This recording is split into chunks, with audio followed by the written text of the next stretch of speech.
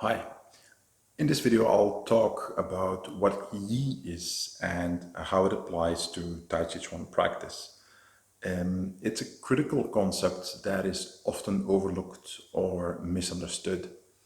Now, Yi, if we try to translate it, is difficult because there's not really, in my opinion, a good translation in English or in any other language.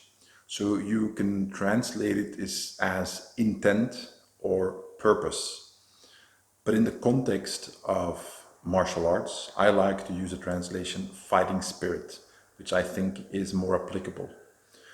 Intent or purpose implies many different meanings outside of the martial arts context or the self-defense realm.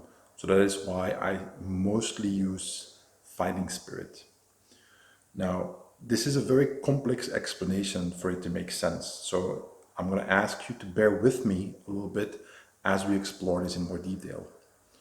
And to do that, I have to give you a little bit of an explanation about how the human brain works.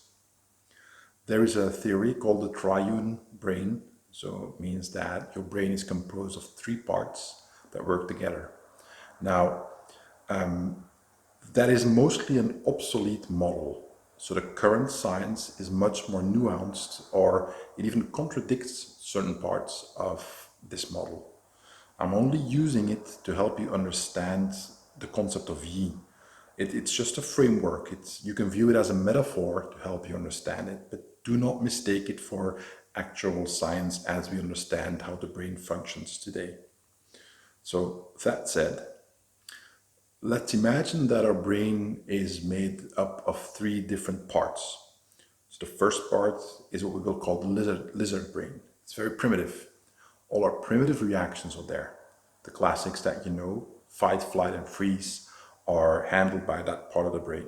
There's actually a few more that I like to mention, which is posture and submit, and I will go into that in more detail in other videos.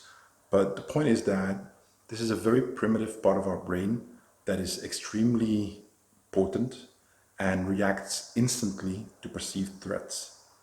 So for instance, when you